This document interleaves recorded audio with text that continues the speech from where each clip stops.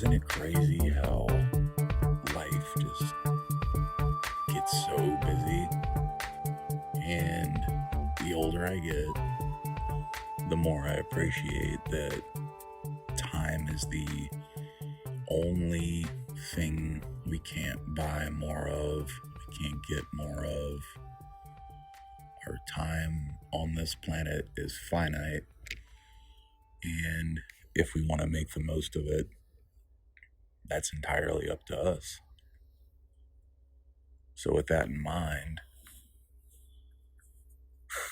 I'm out here at 4:30 in the morning looking up at the sky.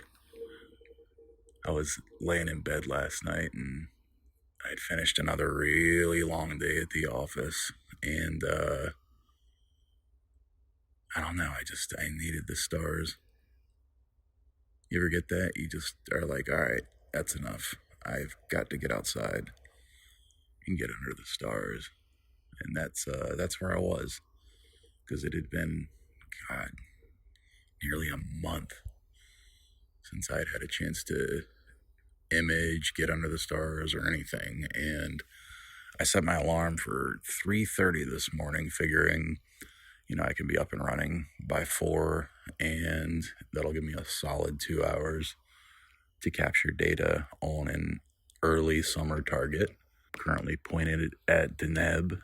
But yeah, so I wake up, it's 3:30, and I'm laying in my nice warm bed, and I'm thinking to myself, do I really want to go outside in the 40 degrees? And I know 40 degrees is nothing for some of y'all, but it's pretty cold for us here in North Carolina, especially when you are nice and cozy in bed at 3:30 in the morning. But I pulled up the forecast and I said to myself, all right, if it's clear this weekend, because new moon is this weekend, then I will go back to sleep and I'll do this on Friday night or Saturday night when I can sleep in the next day, But as fate would have it, it looks like new moon will be clouded out once again. But anytime you're around new moon, so the week before and the week after, you generally have a pretty good shot at having a really good session. So I checked, and I knew the moon wasn't going to even be rising until darn near sunrise, and even at that, it was going to be a tiny sliver of a thing. I actually hope I can see it come up, because I'd love to get a photo of it in the early morning hours. But that pretty much sealed it. So I'm out here under the stars because I didn't want to miss another opportunity, Sometimes you just gotta take advantage of what you can when you can, and this is definitely one of those circumstances. But I've been rewarded because it is beautifully clear out. The seeing's actually not that bad. Got a early look at the summer triangle, which is incredible to see. One of my absolute favorite things about astronomy is watching the constellations change as the seasons go by. Because when I was younger, before I knew anything about the stars, I would recognize formations in the sky like the Big Dipper, but I didn't really have any clue how the movement of the stars worked because I'd never looked into it. Once I started learning how it worked, and right during the pandemic, started learning some basic stars, the bright ones that stand out, some basic constellations, and started noticing them turn. And I started in the winter time originally, when I got my first Newtonian scope, just a visual scope on an Alta mount. And I'll never ever forget what it was like. I woke up on a September morning, similar circumstances. Got up around 3:30, 4 o'clock, and went outside to check out the stars, and there was Orion looking back at me, and I don't know why, but it all kind of clicked for me in that moment. I said, oh, wait, that was what I was looking at last winter when I started, and here it comes again in the east. And then I thought about the Earth's rotation and, what's actually happening, and it just kind of all fell into place. And I think that's just a eureka moment that a lot of us get to really enjoy. And certainly one of my favorite parts about astronomy. It's funny, Vega tricked me this morning. I've obviously I haven't seen the summer triangle in a while, and it always takes me a little bit to get my bearings whenever it's been a while since I've seen, the summer skies. And today was no different. I thought that Corona Borealis had finally gone nova. And I was sitting there like, is that what? And I was trying to get my bearings, and I was like, well, but wait, there's the Neb. And I realized it was Vega that I was looking at. So yeah, Vega's a little bit brighter than Corona Borealis will be when it goes nova. If you somehow haven't heard about it, it's a star in the Crown constellation, which is, I think the constellation itself is Corona Borealis, and there's a star within it, basically, that is expected to go nova, any day now. I say any day now, but I oftentimes wonder if these predictions are as accurate as we think they are, because I can distinctly remember last year around this time they started talking about it, and throughout the summer it was, any day now, it's going to happen. And then I remember being disappointed when Corona Borealis dipped below the horizon, and I said, well, if it happens now, we're not going to see it. But lucky for us, it's come back around. So we should get an opportunity to see it at least. In other news, we have partnered with Agena Astro, so we are no longer relegated to only High Point Scientific. If you would like to support the show, we are affiliates with them now. So, if you make any of your purchases for Astro gear through Agena, the show will get a small cut of the profits to help support the cost of hosting and software, hardware, etc., which I always greatly appreciate. We've made quite a few of those sales through High Point now, so I thank you guys so much for doing that. I heard back from my rep at High Point, by the way. She kind of confirmed my suspicions that the price increase on the AM5 and other gear is indeed due to the tariffs that are taking place. So those 25% price increases, unfortunately, don't look like they'll be going anywhere anytime soon. Oh, there went a shooting star. Oh man, that was beautiful. I haven't seen one in a while. I know we've got a couple of showers coming up soon. Weaker ones, but a couple of them coming up. I hope we get better luck with the summer showers this year. Last year, it seems like they all fell around full moon, which is never a good look. God, I'll never forget those Leonids in 2001. That was really something. If any of you guys got to witness that, shoot me an email, astrocast@gmail.com. I'd love to hear what your experience was like. If you don't know, in 2001, the Leonids meteor shower, which takes place annually in November, it just really went off that year. It was a meteor storm, as they call it, instead of a shower. And it was like everywhere you looked in the sky, it was, there's one, literally that quick. There's a lot of video on YouTube that you can find of it. It's odd though, because most of it's from Asia. I'm not sure why, but I don't know. I guess maybe in 2001 they had more access to digital cameras. That's definitely a distinct possibility. But it's cool being able to go back and witness it. But I do have all of those memories safely locked away in my own internal storage, so I'm not too worried about them. It's crazy how averted vision works.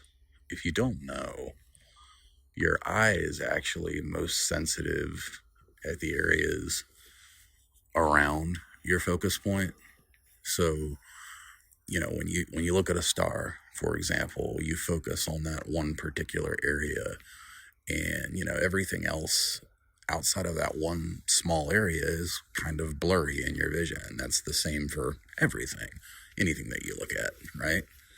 But with astronomy, if you need to see a very faint object looking slightly to the side of where it is, so like if you know that a star is right in the center of your field of view, look a couple degrees to the east or west of it, and then you will notice a lot of times that object will become brighter in your periphery, which is really, really cool. That trick works especially well with visual astronomy, obviously, but when looking through an eyepiece, averted vision can work wonders. I was kind of blown away the first time I saw Andromeda that way from a Bortle 5 sky. I couldn't really see it, but then with averted vision, definitely could see it. So, just a little tip for you there. Man, I should have put gloves and shoes on. I am regretting that right about now because my feet are very cold. In fact, I think I'm going to pause it and go throw some shoes on real quick. Be right back. Alright, found the slippers. Nice warm feet. Unfortunately, I did not find my hand warmers. Don't know where those are. Probably in the bedroom somewhere, but I don't want to wake my wife up. She deserves her sleep. She's not crazy like me. I can't tell you how many people have told me, when do you sleep? And I say, we can sleep when we're dead. I know it's a little bit cliche, but it's true, man. I really do like taking advantage of free hours like these. There's a song that 311 wrote on one of my favorite albums from the 90s when I was growing up. It's on their album Transistor, which, by the way, if you have not heard, is a phenomenal concept album that they did. I think they released it in 96 or 97. Came out after the Blue album. So, their most famous album with Down and All Mixed Up and all those songs. After that came Transistor, and it included the song Beautiful Disaster, which I'm sure you heard. Well, maybe. But anyway, there's a track on it called Stealing Happy Hours, and I've always really associated with that. I definitely have stolen my fair share of happy hours, so these are those, I guess when the choice is, do you want to stay up really late and sleep a few hours and then go to work, or sleep and wake up, have fun for a few hours and then go to work? I'll always take the latter. I don't know why, but when I was younger, I stayed up till 3, 4 a.m. no problem. Heck, staying up till sunrise really wasn't an issue. But now that I'm 40, I find myself in bed at 10:30 most nights. Don't get me wrong, we'll lay there and watch TV for an hour or whatever, but generally speaking, I try to be asleep by 11. So yeah, there's sorry, I keep clearing my throat, guys. I don't know why I got like a little bit of a sore throat this morning. I think it's just pollen. There's pollen everywhere right now. If you live in the South, oh man, you know what I'm talking about. We get absolutely bathed in pollen this time of year. It's just everywhere. So yeah, we gotta hose down our cars and all that good stuff. There's really no point in doing it right now, though, because you go get a car wash in early spring in Charlotte, North Carolina, the very next day your car will be green, regardless of what its original color was. Green/yellow, color of pollen. So it just gets everywhere. Speaking of, well, I guess not really speaking of, but there is a new brand on the scene. I don't know if you guys have seen, but Wander Astro has come out swinging with their line of astrophotography gear and accessories. In particular, they're doing, it looks like rotators. They've got a few different versions. So they've got like your, M40, well, actually, M92, M68, M54. So I guess like, yeah, M54 would probably be the way to go for a small refractor up to a larger one. But $399 for that rotator, not bad at all. What I'm really interested in, though, is the automated covers that they sell that include flat caps from the look of it. So they have the Wanderer Astro Wander cover, and they have it in different sizes ranging from 80 millimeters all the way up to, wow, 240, 320, all the way up to 380 millimeters. Wow, that's a pretty darn big cap. But anyway, everything looks reasonably priced. With the flat cap, it looks like you attach it to the front of your telescope and you can set it to automatically close at the end of a session.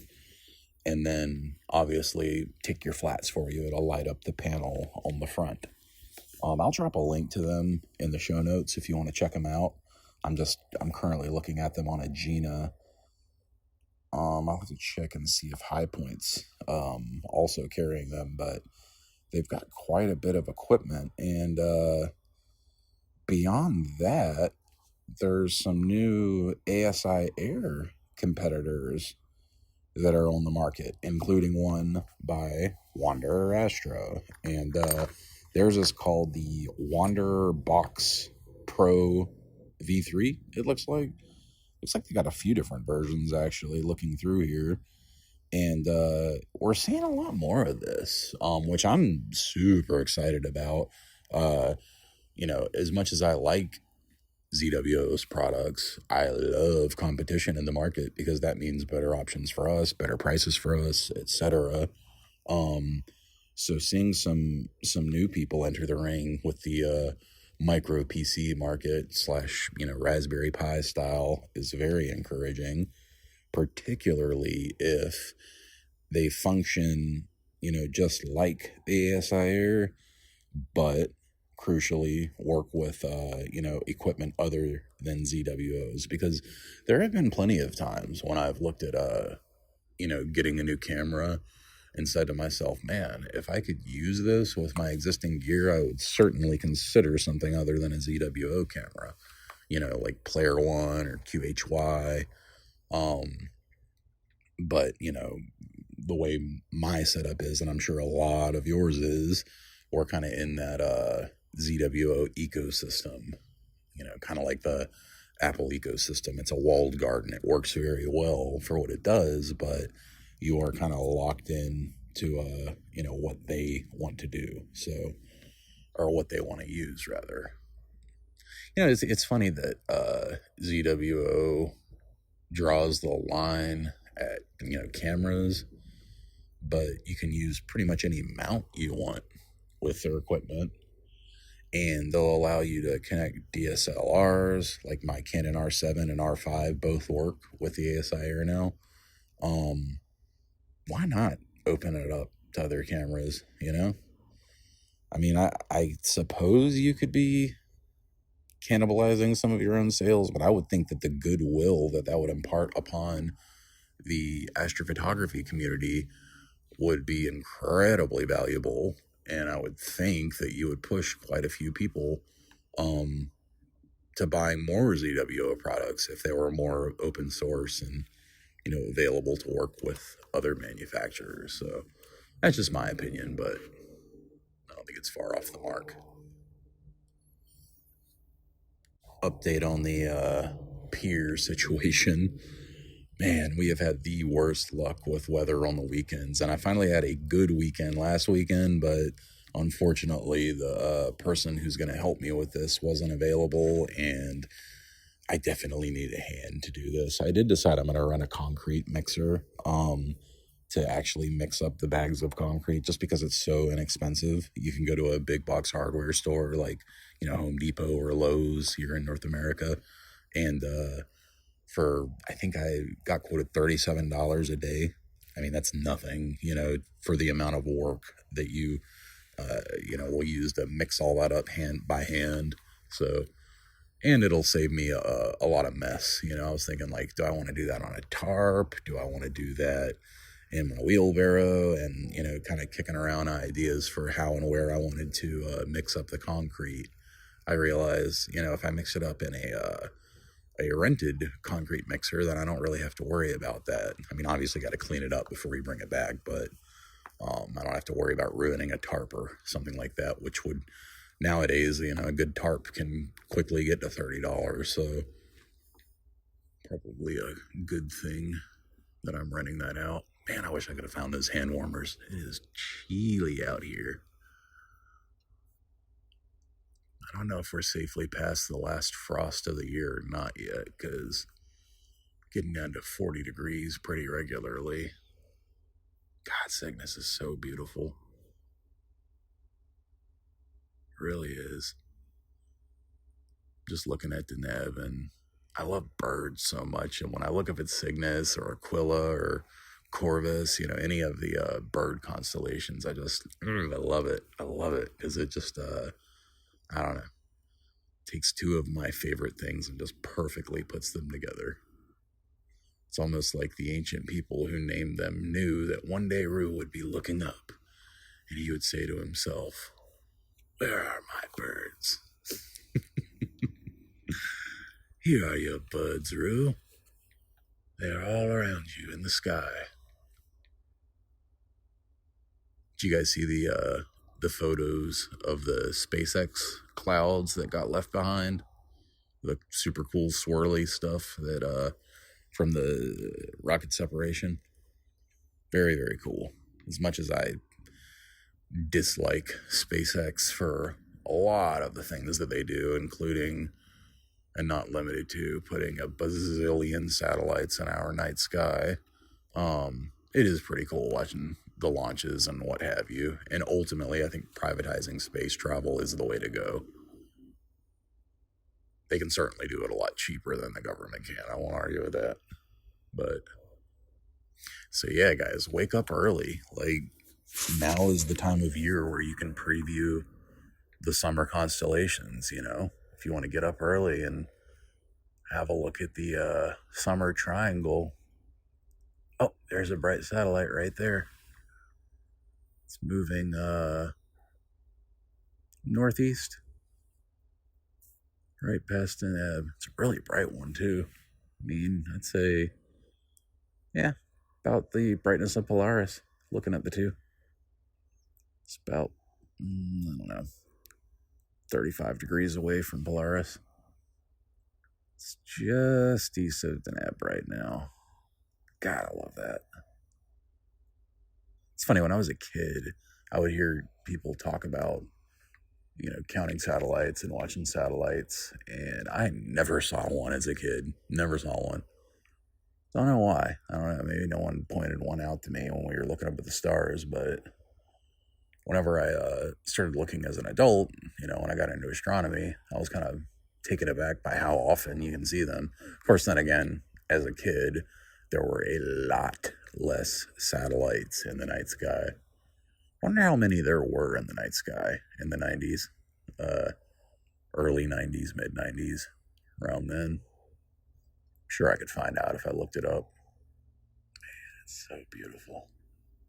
Wish I could see the Milky Way from my house. Ooh, look at Scorpio.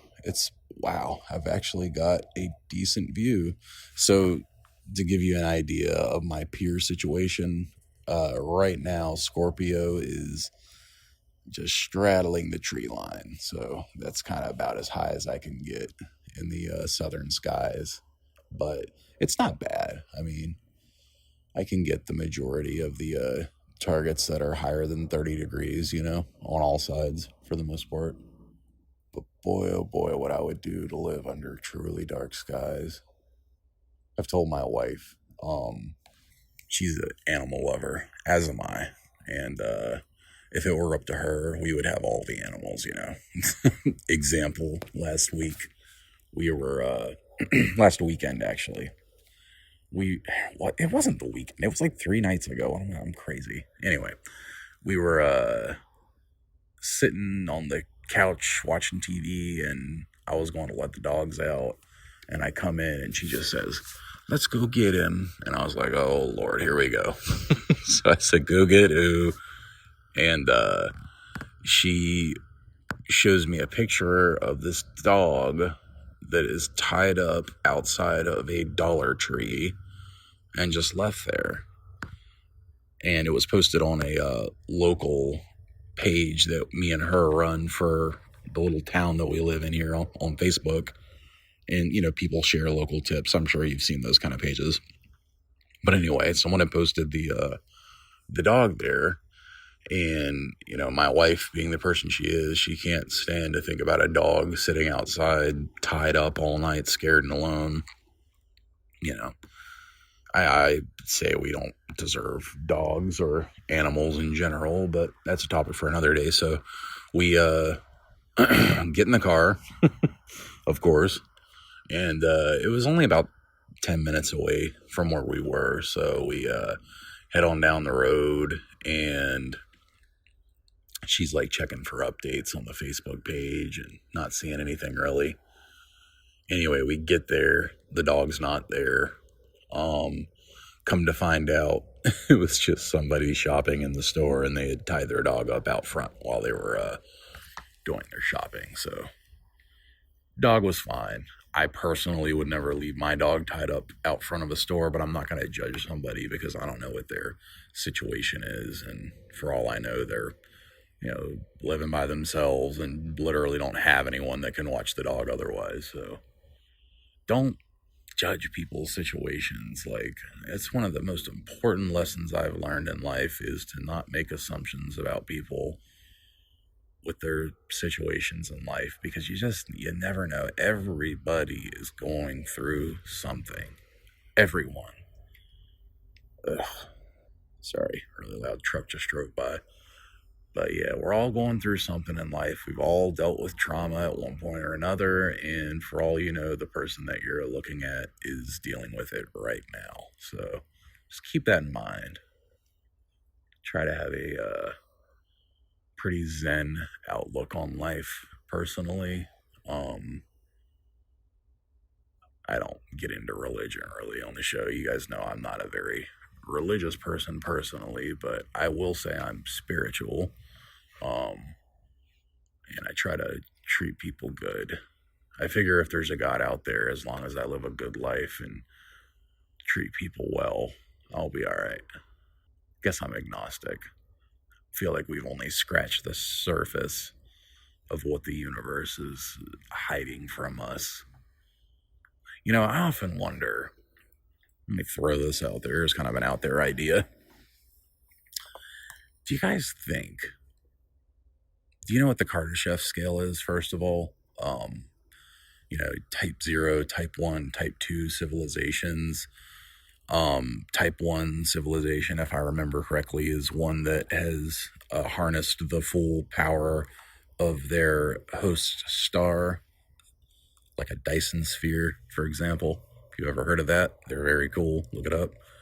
But I wonder if there were intergalactic, you know, space traveling civilizations out there, and we the big question is, where is everyone, right? That's the paradox. I can't remember the particular paradox, but the dark forest theory, right? And I have this theory that I know is held by others. I know I'm not like the first person to have this idea or anything, but I feel like if you were a like type 2 civilization on the Kardashev scale, that it would probably be a cakewalk for you to block all radio, microwave, etc. transmissions from entering into our solar system. Now, I could be wrong about that, obviously, but maybe not.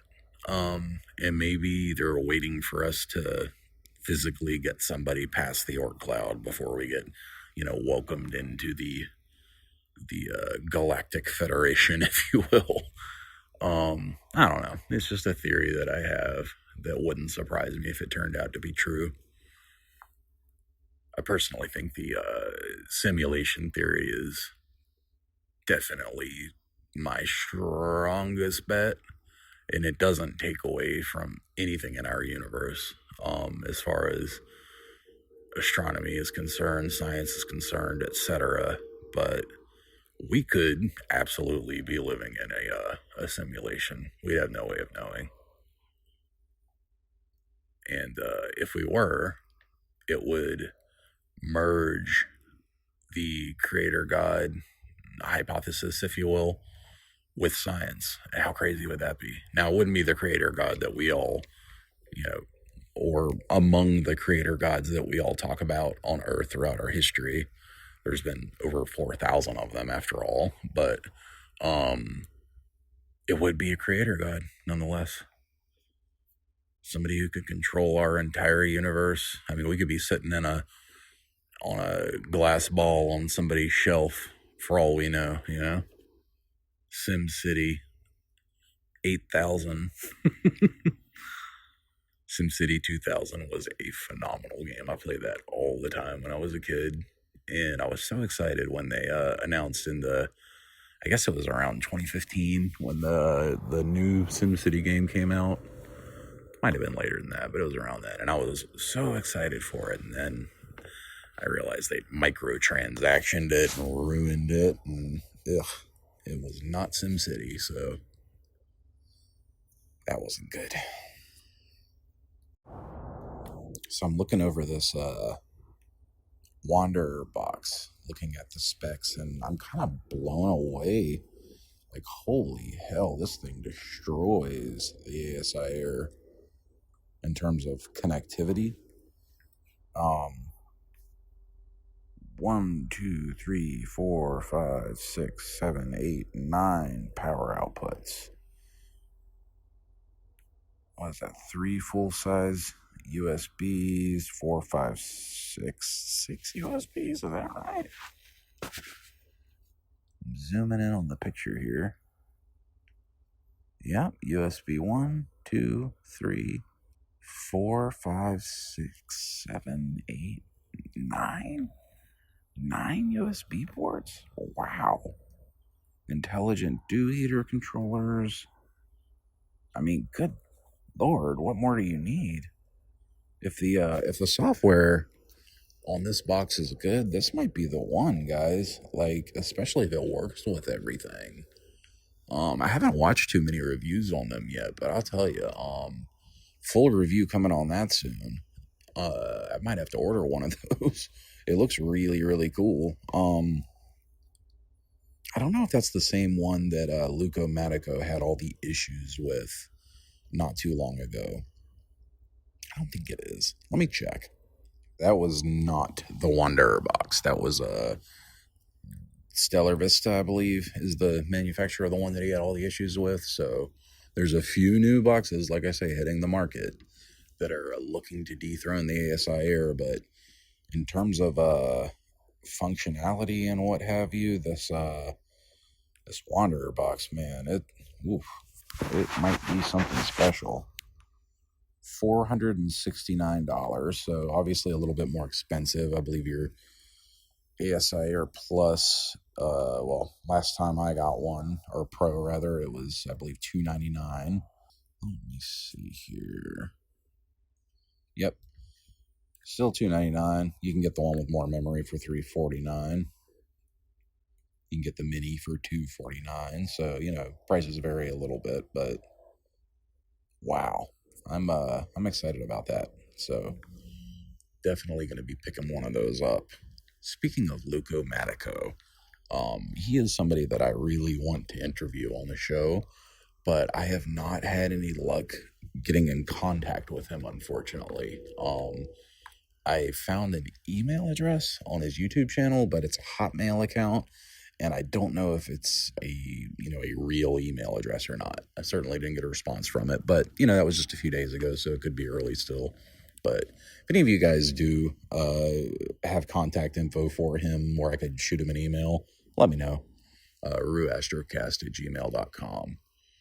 He taught me how to use PixInsight through his excellent tutorial videos with the Pleiades and Andromeda and what have you.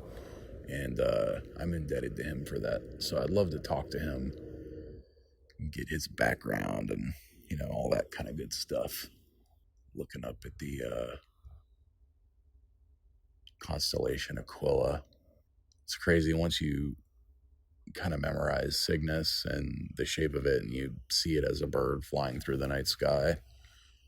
And then you look over at Aquila and you pretty quickly realize it's very similar, except the tail stretches out a little bit further, but it's got a very similar shape with, very bright star in the middle and two on the side, and then the star in the back for the, well, I guess on Cygnus, technically that's the neck of the swan, but yeah, very, very similar. Guys, summer's coming, nebula season's coming. We talked about the really cool photo that you can take of galaxies during galaxy season, and I'm definitely going to do another one of those shots before galaxy season is out.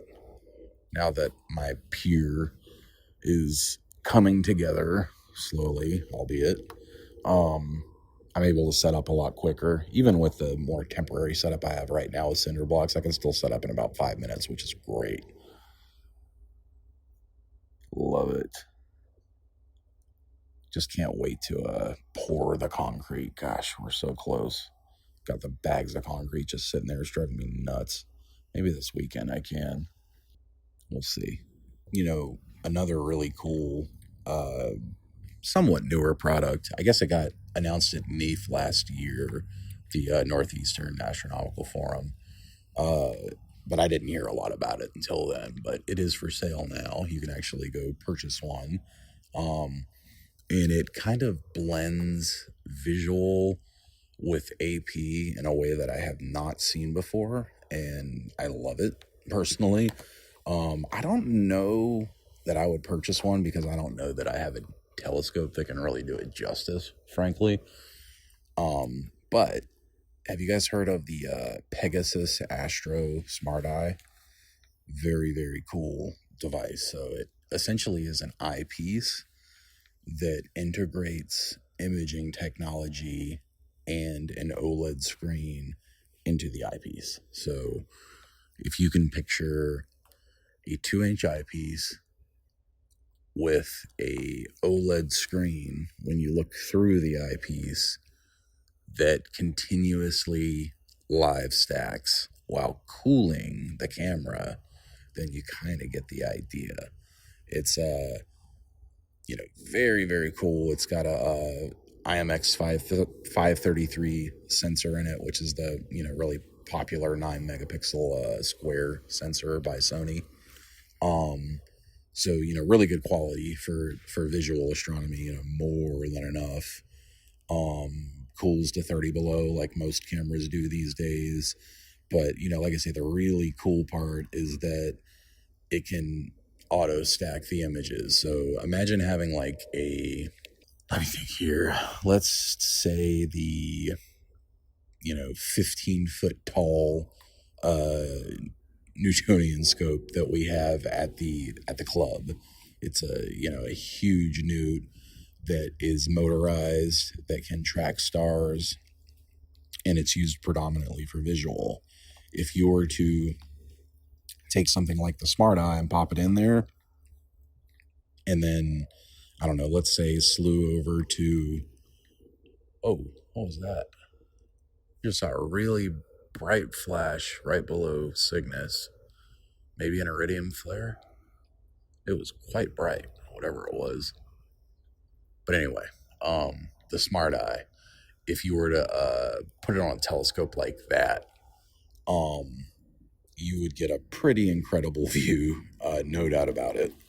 I'll never forget the first time, well, not the first time, but one of the first times that I looked through that telescope on a really good new moon night.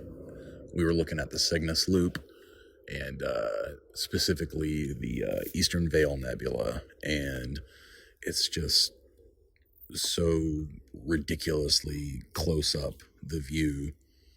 And when you see it visually like that, it is truly breathtaking. Now, obviously, you need a lot of aperture, a lot of light gathering ability to really make something like that look special. But when you're looking through a telescope that you quite literally have to climb up 6 stairs to get to the eyepiece, you know it's going to be a really cool view. So this is kind of a reminder that if you haven't joined your local astronomy club yet, make sure you do.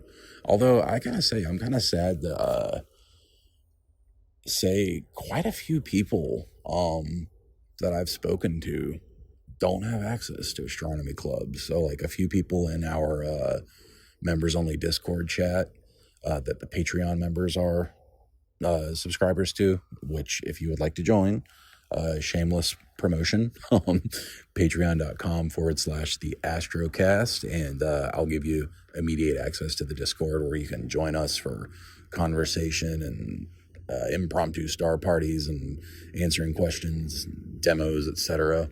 But anyway, quite a few of those people do not have access to an astronomy club, which really stinks. And then a kind of a newer friend that I met while I was down in Florida last time, he was telling me he doesn't have access to a club either.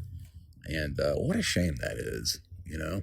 Don't be afraid to start your own club, guys. That's how it starts. All it takes is, one person meeting another person and saying, we're starting a club, and then you will very quickly find if there is not one in your area and it's a relatively populated area, like I'm talking about, down in Florida. I was near Daytona Beach and they didn't have a club, according to my new friend that I met down there. I haven't researched it myself.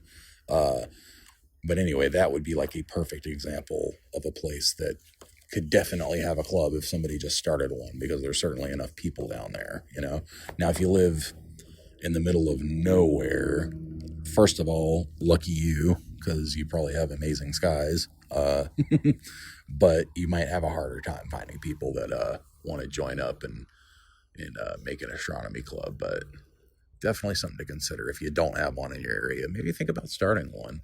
If you do have one in your area, join your club, because it'll open up a whole lot of opportunities for you. And just saw a light come on in the back. All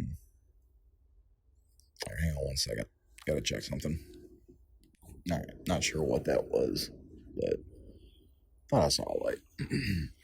Anyway, clubs are great because they just give you access to like-minded individuals predominantly. That's what I really love about my club. But also, obviously, you get access to a lot of great equipment. Like, we are so blessed here in Charlotte to have the club that we do, that's been around for decades. And Gail Rigsby, the great man who started the club, we're all indebted to him for it, because it really is a special place that we all get to go and hang out. And I hope it will be the location of our first Astrocast star party in person. We'll see. I'm still working on ironing out details. There's another satellite. Oh man, you can tell sunrise is coming when the satellites start flying. If you didn't know, just a quick little tip for you. You only see satellites before sunrise and after sunset for a couple hours. And the reason for that is you need the sunlight to reflect off of the satellites in order to see them. And in the middle of the night, that angle is not there to where the sunlight can reflect off of them. So that's why we don't see satellites at 1 o'clock in the morning. but we do see them at 5:30 in the morning, if that makes sense. So that's a really bright one. Kind of blows me away how bright that one is. It's not the ISS because I have an app on my phone. And again, maybe it is. Maybe I need to update my app. That device I was talking about earlier, the Pegasus Astro Smart Eye, it also integrates with Sky Safari, so you can use that for controlling it, which is really cool. I love Sky Safari. It's a great app on Android and iPhone. Now that I'm back on iPhone again, oh God, I'm so happy to be back on iPhone again. I say that as somebody who used Android for ever, like, since it came out, but I don't know what happened to me. Maybe it's because I'm getting older, but I definitely prefer iPhone now. But anyway, Sky Safari is an excellent, excellent app.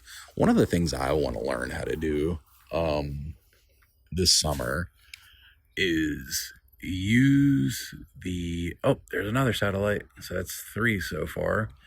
I want to use the built-in Wi-Fi on my Star Adventure GTI more often, because there are a lot of times where I just want to throw my R5 on the mount and just take photos, unguided 60-second exposures after a good polar alignment. But I do want to have that go-to functionality still. So I'm going to poke around with that and see how it works.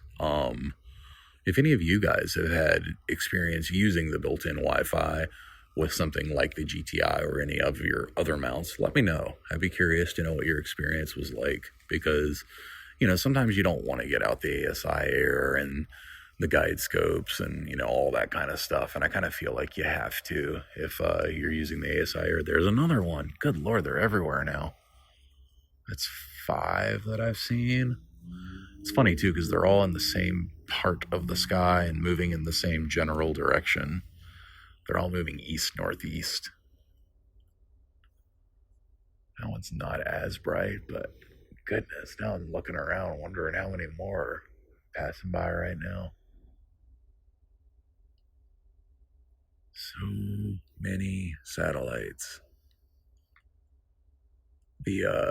Speaking of iPhone and technology and satellites, the new iPhones, the 16, they have a built-in, I don't know, satellite transponder. I don't know if that's what you call it, but basically, if you are in an area where you do not have cellular service and you have an emergency and dial 911, your iPhone will actually connect directly to a satellite and allow you to send, I believe it's text messages, to emergency services, including your location and what the emergency is. So, like, there's another one. Jeez, man. And that one's in the exact same line that the prior one was. Guarantee you that's a Starlink satellite. Guarantee it. I mean, hell, 95% of the time it's going to be a Starlink satellite in these conditions. But, what was I saying? There's another one. Good Lord, is this a chain? Maybe it's a launch chain, because you know how you can see the big group of them together whenever a Starlink launch happens? They're more spread out than that, but man, they're coming one after another.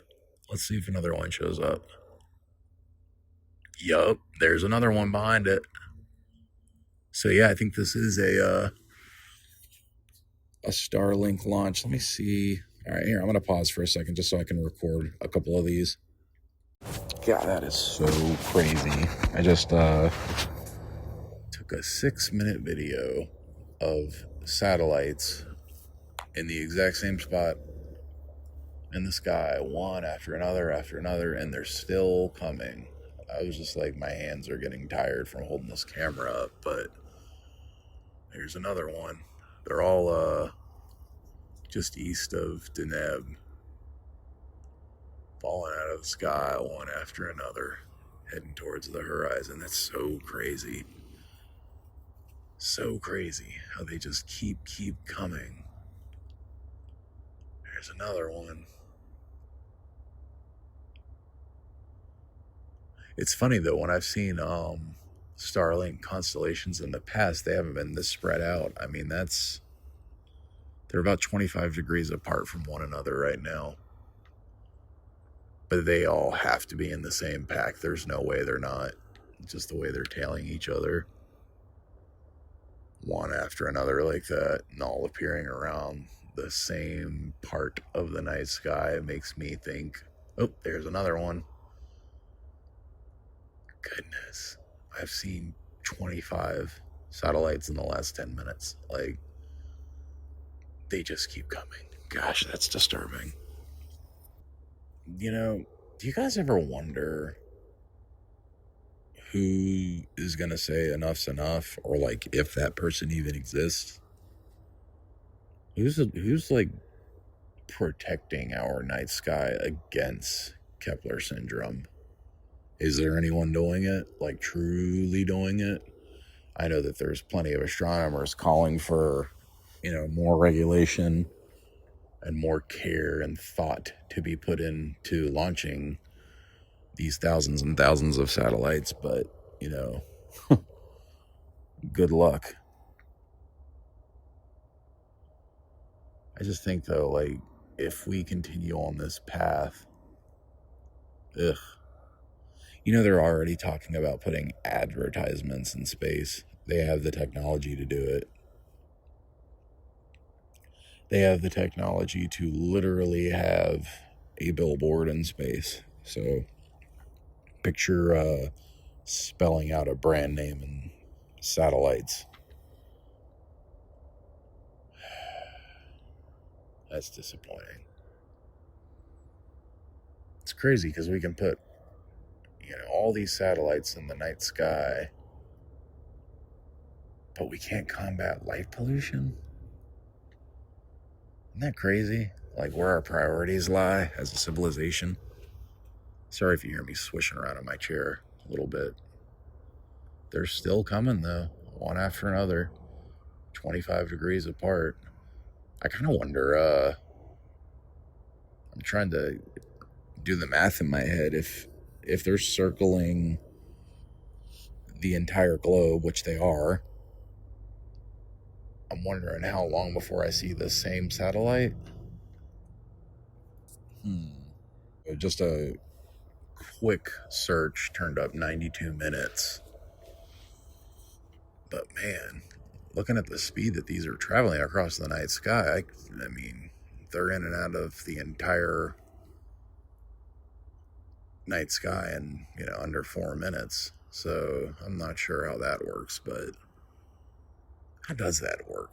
I guess technically this is only, well, I don't know. It's too early in the morning for my brain to figure that out. But it sure is pretty. The night sky, not the satellites. Have they finally stopped? I think they did. Yeah, I think they finally stopped. So, thank goodness for that.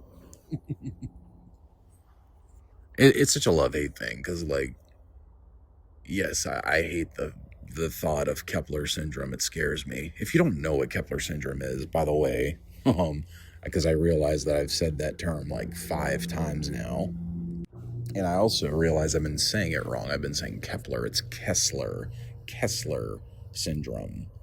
Anyway, Donald Kessler, who worked at NASA, proposed this thought experiment, if you will, in 1978.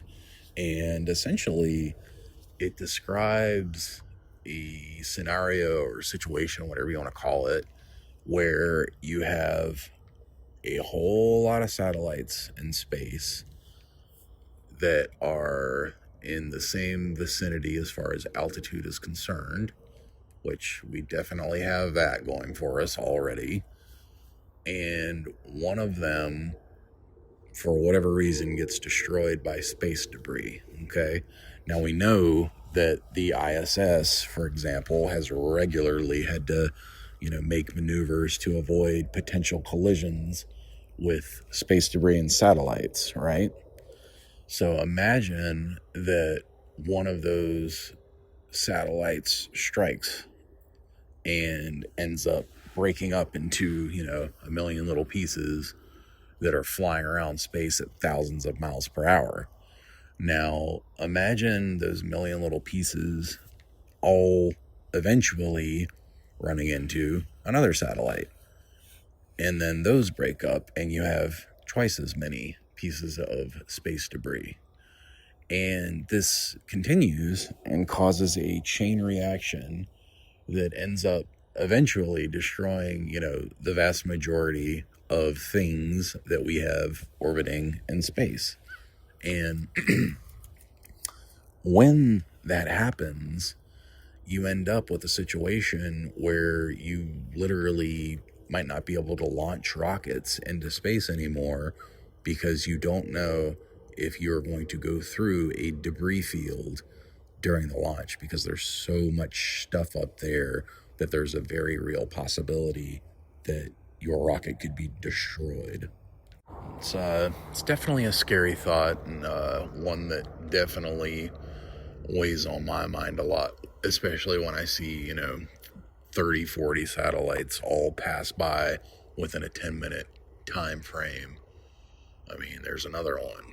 They're literally everywhere right now. If you go to, certain parts of the night sky, particularly like near the meridian and the galactic equator, you will see lots of satellites passing by. Like in particular, Orion M42 in the wintertime is kind of notorious in the spot of the sky that it's in for constantly getting lots and lots of satellites in frame.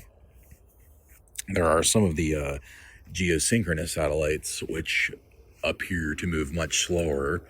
There's a group of 3 of them in particular that come to mind, and I can't remember the names of the satellites, forgive me, but I've had them show up in my Orion photos just countless times. Oh, look at that, I just saw another iridium flare. That was, wait. It flashed really bright once, and then a few seconds later there was another little flash. Now I'm watching to see, will there be another?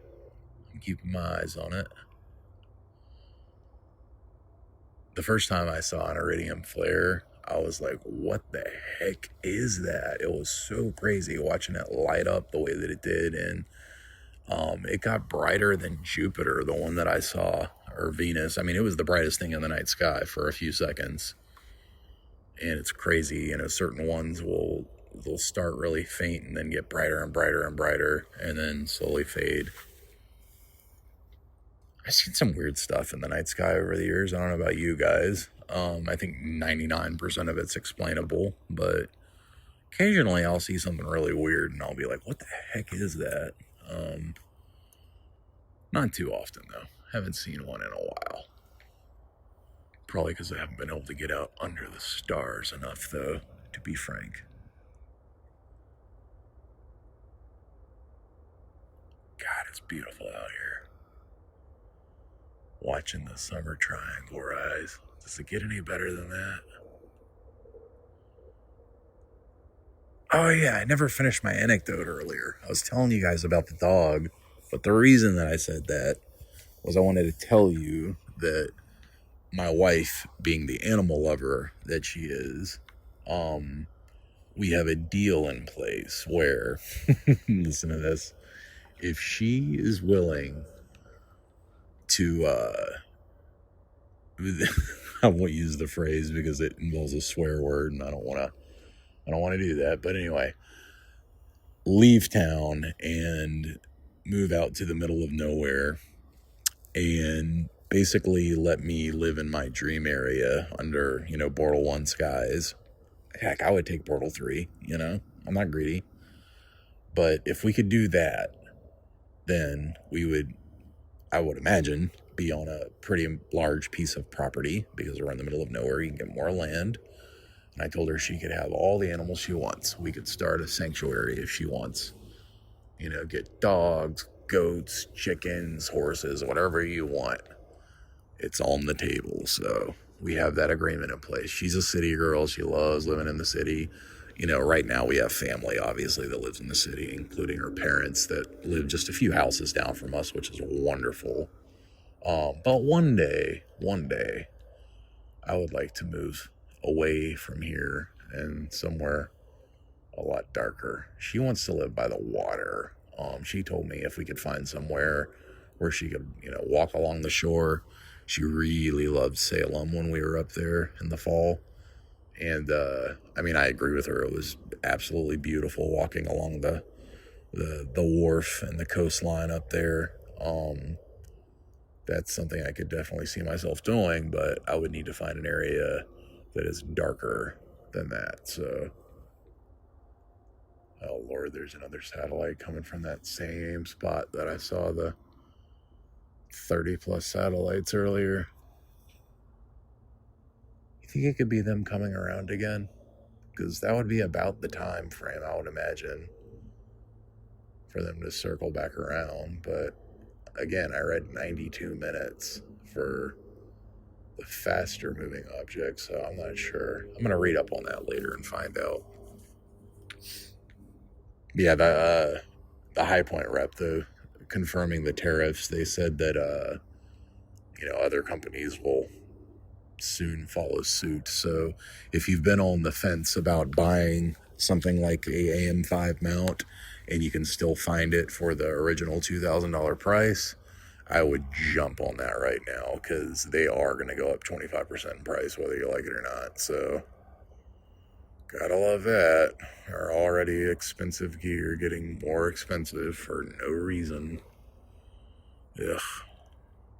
I challenge you guys to wake up early at some point in the next couple of weeks while we're still around new moon.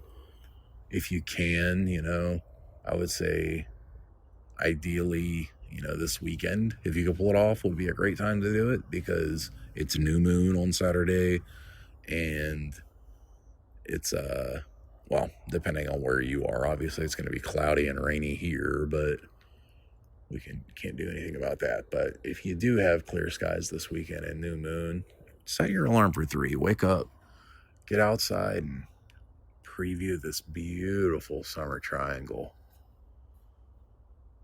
Take a few photos. I need to get the Astro mod done on the Canon R5. I think I've made my mind up. I am going to do that.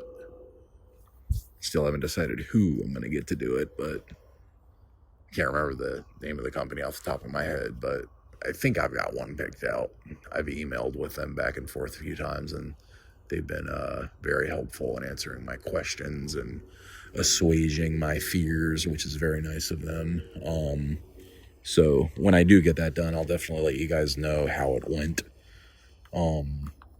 If you've got a DSLR or a mirrorless camera, you can absolutely use it for astrophotography, and depending on the camera that you have, if you want to send it in to be astro modified to remove the infrared cut filter that blocks out a lot of the hydrogen alpha signal that we miss out on with a DSLR, you can, pop a filter back in so you can still use it as a regular terrestrial photography camera. And the results, you'd be impressed. I've watched a few videos out there. I think Trevor from Astro Backyard did one where he compared a ZWO cooled camera to a DSLR and was really blown away by his results. He was shocked by how great the mirrorless camera looked. And it wasn't noisy either. It was not a super noisy image by any means. So definitely worth looking into, particularly, like I say, if you've already got one and you're thinking getting into astrophotography and thinking about how you want to go about it and those sorts of things. So anyway, guys, the dawn is starting to crack. I'm starting to see those first few light blue waves coming over the horizon, which means that my imaging session is going to wrap up very soon here. And I'll probably do sky flats this morning just because I try to do sky flats whenever I have the opportunity to. They're very easy to do. If you don't know, we've talked about flat caps over the last couple of weeks, but in the morning, whenever the sun's coming up, it's not bright out, but, there's the first robin. I don't know if you heard that or not. First bird songs. God, I love it. I love it. Again, combining two of my favorite things into one special moment. Thank you guys so much for tuning into the Astrocast this week. I'm your host, Rue, and as always, clear skies.